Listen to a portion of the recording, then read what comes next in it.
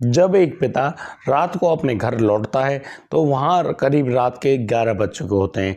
वह घर पहुँचता है तो वह उस समय शराब पिए हुए होता है और वह बहुत ही तेज स्थिति में चिल्लाता है और अपनी बेटी से कहता है कि जाओ खाना लेकर आओ। अब तो उसकी लड़की खड़ी होती है बिस्तर से और बस किचन में जाकर अपने पिता के लिए खाना लेकर आ रही होती है।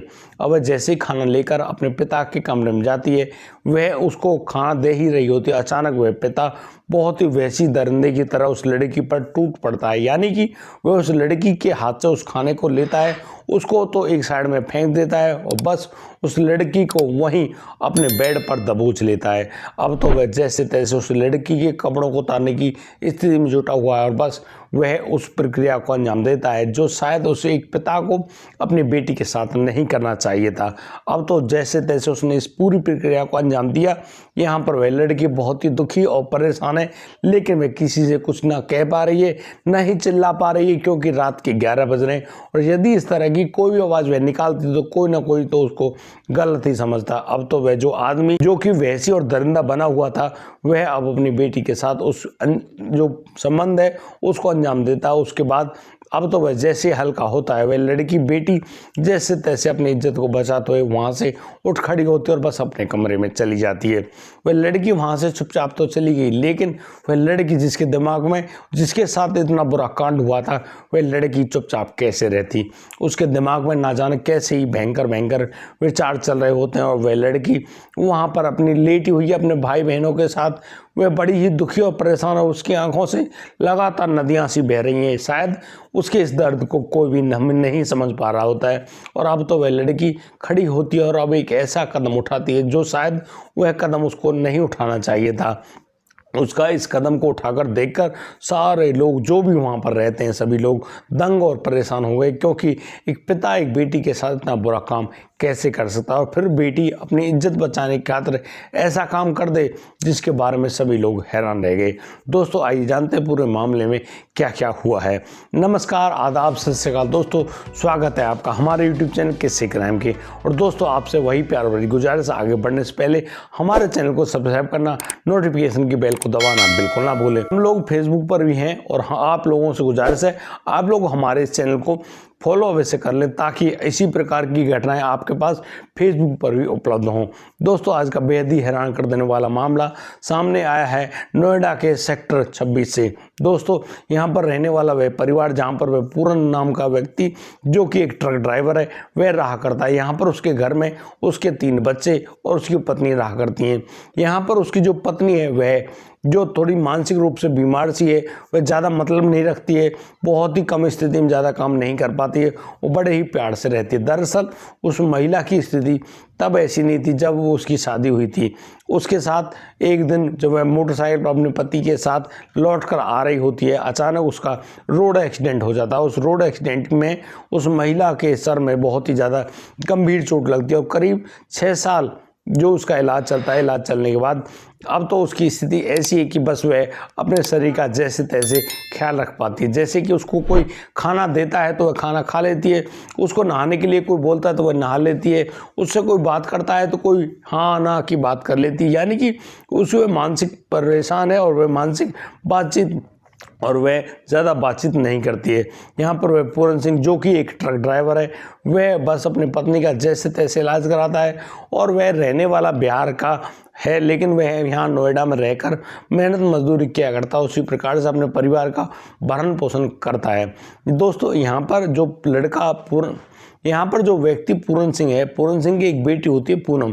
पूनम की उम्र करीब 17 साल रही है। वह करीब 12वीं क्लास में पढ़ती है और 12वीं क्लास में पढ़ने के साथ साथ वह अपने परिवार का, अपने भाई बहनों का बहुत ही अच्छे से ख्याल रखती है। लेकिन उस रात जब वह पूरन सिंह रात के करीब 10 बजे अपने घर लौटा तो वह बहुत ही ज़्यादा शराब पिए हुए था। वह नशे की बहुत ही ज़्यादा बुरी हालत में अपने घर लौट कर आता है और वह अपनी बेटी पूनम को आवाज़ लगाता है। वह पूनम से कहता है कि उसके लिए खाना लेकर आओ। पूनम इस बात को मान जाती है और वह किचन में से अपने पिता के लिए खाना उन बर्तनों में डालकर लाती है और अपने पिता को आकर वह खाना सौंपती है। लेकिन यहाँ पर उसके पिता के आंखों में तो शायद कुछ और ही था। वह अब उस लड़की से उस खाने को लेता है और बस उसको नीचे फर्श में दे मारता है। उसके बाद वह उस लड़की को दबोच लेता है, यानी कि उसको पकड़कर वहीं बेड पर गिरा देता है और बस उस लड़की के साथ गलत प्रक्रिया में जुट जाता है। यानी कि वह जैसे तैसे उस लड़की के जो कपड़े हैं उनको उतारने की कोशिश करता है और जब वे नहीं उतरते तो उनको फाड़ डालता है। यानी कि वह व्यक्ति जो कि पूरन सिंह है, जिसके हाथ पैरों में बंधन होना चाहिए था एक पिता के रूप में, वह आज उस नशे में एक वहशी और दरिंदा बना हुआ था और बस वह अपनी लड़की यानी कि अपनी बेटी पूनम के साथ बहुत ही गंदी प्रक्रिया में जुटा हुआ है और बस जैसे तैसे वह उस लड़की के साथ शारीरिक संबंध बनाता है। वह लड़की बहुत ही ज़्यादा दुखी परेशान अवस्था में चीखती है, चिल्लाती है, लेकिन शायद उसकी आवाज़ को कोई भी नहीं सुन रहा होता। दरअसल उस रात के करीब 11 बजे जब एक पिता अपनी बेटी के साथ इस दर्दनाक कांड को करता है तो वह लड़की बहुत ही ज़्यादा सहमी सी, बुझी सी, बस उसकी स्थिति मरी ही नहीं थी, यानी कि वह बहुत ही ज़्यादा दुखी अवस्था में वहाँ पर मौजूद है। वह चुपचाप अब तो वहाँ से खड़ी होती है। उसका पिता तो नशे की हालत में वहीं पड़ गया था, लेकिन वह बेटी अब खड़ी होती है और बहुत ही बुरी स्थिति में वहाँ से चल पड़ती है। उससे ठीक ढंग से चला भी नहीं जा रहा था, क्योंकि 17 साल की नाबालिग की स्थिति में वह जो पिता ने अपनी बेटी के साथ इतने खतरनाक कांड को अंजाम दिया। अब तो वह बेटी अपने बहन भाइयों के पास जाकर लेट जाती है, लेकिन उसको आज नींद कहाँ, उसके शरीर में बहुत ही ज़्यादा दर्द हो रहा है। वह इसी दर्द की वजह से बहुत ही ज़्यादा दुखी परेशान है। वे एक बार तो अपनी माँ की तरफ देखती है, लेकिन उसकी माँ जो कि दवाई लेकर बहुत ही गहरी नींद में सोई हुई है, बहुत ही बुरी कंडीशन में वहाँ पर मौजूद है। अब तो वह लड़की बहुत ही ज़्यादा दुखी होती है और करीब 2 घंटे तक वह ऐसे ही लेटी होती है, यानी कि उसको आज नींद कहाँ, उसके शरीर में इतना भयंकर दर्द हो रहा होता है, यानी कि उसके शरीर से खून भी बहने लगा था। बहुत ही ज़्यादा दुखी और परेशान अवस्था में वह लड़की अब तो एक खास निर्णय पर पहुँचती है। वह सोचती है कि शायद उसको अपनी जीवन लीला समाप्त कर लेनी चाहिए। वह इस मामले में बहुत सारा विचार करती है और वह सोचती है कि शायद उसको जीवन लीला समाप्त ही कर लेनी चाहिए, लेकिन वह ऐसा नहीं करती है। वह सोचती है कि उसके जाने के बाद उसका पिता तो ऐसा ही रहेगा, यानी कि वैसी दरिंदा कहीं उनके छोटे भाई बहनों के साथ भी यही काम ना करने लगे, कहीं इसकी जो शारीरिक भूख है वह शांत ना हो तो वह कुछ भी कर सकता है। अब तो वह लड़की अपने पिता में बहुत ही बुरा जो स्थिति को देख रही होती है, वह समझ जाती है कि उसका पिता ऐसा काम किसी के साथ कभी भी कर सकता है। अब तो वह लड़की खड़ी होती है और खड़ी होकर जैसे ही उस किचन में जाती है, किचन में जो धारदार जो वस्तु रखी है उसको लेकर आती है और अब तो अपने पिता के कमरे में पहुंच जाती है। वह अपने पिता जो कि गहरी नींद में सो रहा होता है, यानी कि खर्राटे ले रहा होता है, अब तो उस लड़के आदमी को महसूस नहीं होता है कि उसके कमरे में कोई आया है। अब तो वह लड़की अपने पिता के सीने पर बैठ जाती है और बस जैसे ही वह वहाँ पर बैठी है तुरंत उस धारदार वस्तु को लेकर उस अपने पिता के गले पर फिरा देती है। और जैसे ही यहाँ पर वह चीज़ चली है अब तो उस जगह खून के फुहारे फूटने लगते हैं और ये अब वह लड़की बहुत ही ज़्यादा गुस्से में भरी हुई उस वस्तु को लेकर अपने पिता के जो सीना है उसमें घोंपने लगती है। बहुत ही बुरी तरह से उसने करीब अपने पिता पर रोते हुए करीब 2500 बार इस हमले को किया और वहाँ देखते देखते उसके पिता की जान चली गई। अब तो वह लड़की जो है वह इसी अवस्था में वहाँ पर बैठी हुई है और बहुत ही बुरी अवस्था में रो रही है। उसकी आवाज़ को जैसे ही सुबह सुबह सुना जाता है, जैसे ही पड़ोसी लोग जो कि किराएदार उस मकान में रहते थे वो लोग उठकर आते हैं, वो लोग देखते हैं कि यहाँ पर आखिर हो क्या रहा है, ये लड़की इतनी बुरी तरीके से क्यों रो रही है यहाँ पर। अब तो वो लोग देखते हैं कि यहाँ इस लड़की ने यानी कि उस पूनम ने अपने पिता की हत्या कर दी है और बहुत ही बुरी तरीके से उसकी जान ली है। पूरे घर में खून ही खून फैला हुआ है।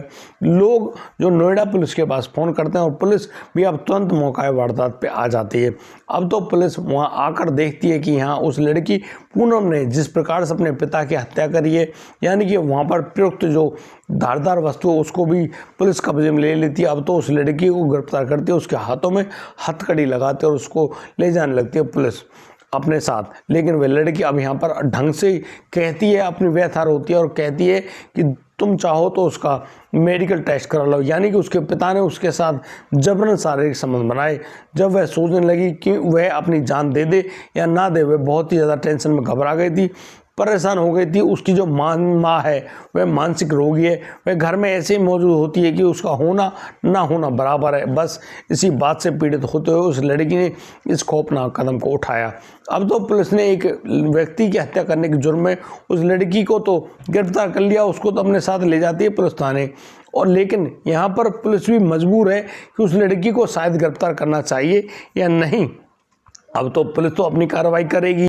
अब उस व्यक्ति पूरन को जो उसका जो शव है उसको कब्जे में लेकर पोस्टमार्टम के लिए पुलिस हॉस्पिटल भिजवाती है, लेकिन उस लड़की का भी मेडिकल टेस्ट कराया जाता है। लेकिन दोस्तों करीब 3 दिन बाद पुलिस के सामने एक ऐसी स्थिति आती है कि अब वो लोग जान पाते हैं कि वाकई में इस व्यक्ति ने इस लड़की के साथ दर्दनाक जो कांड है वह किया है, और इसी वजह से इस लड़की ने अपने पिता के खिलाफ इस प्रकार की कार्रवाई को अंजाम दिया है।